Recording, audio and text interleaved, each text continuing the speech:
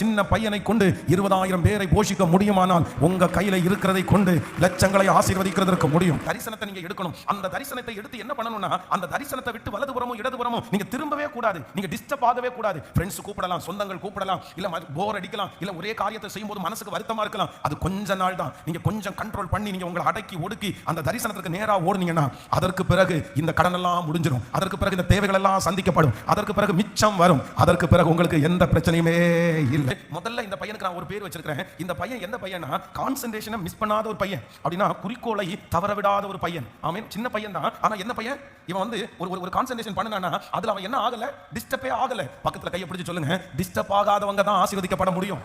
நல்லா சொல்லுங்க, நீங்க டிஸ்டர்ப் ஆக கூடாது. எல்லாம் சத்தமா சொல்லுங்க, நீங்க டிஸ்டர்ப் ஆக கூடாது. உங்களை நிறைய டிஸ்டர்ப் பண்றது மாதிரி நிறைய சூழ்நிலை வரும், நிறைய மிரட்டல்கள் வரும், நிறைய பிரச்சனைகள் வரும். ஆனா நீங்க எந்த விதத்துல என்ன ஆகக்கூடாது, நீங்க டிஸ்டர்பே ஆகக்கூடாது. ஆனா நிறைய பேர் இன்னைக்கு என்ன பண்றாங்கன்னா, இந்த டிஸ்டர்ப் ஆகிறதுனால தான் நிறைய பேரால வெற்றி அடைய முடியல. அவங்க ரொம்ப டிஸ்டர்ப் ஆகுறாங்க. யாராவது ஒருத்தர் டிஸ்டர்ப் பண்ணி விட்டுறாங்க, யாராவது ஒருத்தர் பிரச்சனை பண்ணிட்டாங்கன்னா உடனே அன்னைக்கு வேலைக்கு போக முடியாது. யாராவது ஒருத்தர் ஏதோ சொல்லிட்டாங்கன்னு சொன்னா அவ்வளவுதான், அன்னைக்கே உடனே சுருண்டு படுத்துக்கிறது. இந்த மாதிரி நீங்க சொல்லுகிற எல்லா காரியத்திற்கும் நீங்க டிஸ்டர்ப் ஆயிட்டீங்கன்னா உங்களால தரிசனத்துல நிற்கவே முடியாது. உங்களுடைய வெற்றியில நீங்க நிற்கவே முடியாது. ஒரு வெற்றி உள்ள ஒரு தலைவனாய் மாற போகிறவர்கள், வெற்றி உள்ள ஒரு தலைவியாய் மாற போகிறவர்கள் நம்மளை எதுவுமே என்ன பண்ண கூடாதுன்னா டிஸ்டர்ப் பண்ற அளவுக்கு நம்ம கொண்டு வந்து நிறுத்திட கூடாது.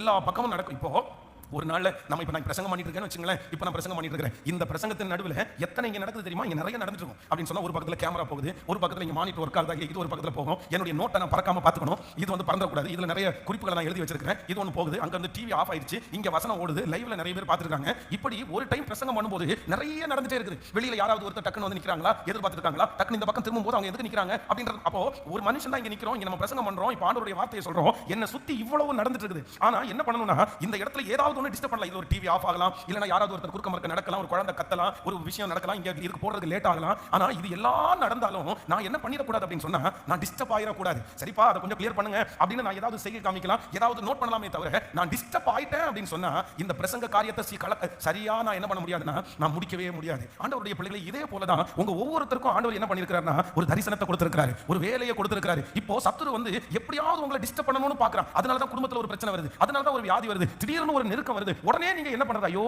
அவ்வளவுதான் போச்சு, இனி ஒண்ணுமே இல்ல அப்படின்னு நினைக்க கூடாது. நீங்க எடுத்த தீர்மானத்தில் நீங்க போயிட்டே இருங்க.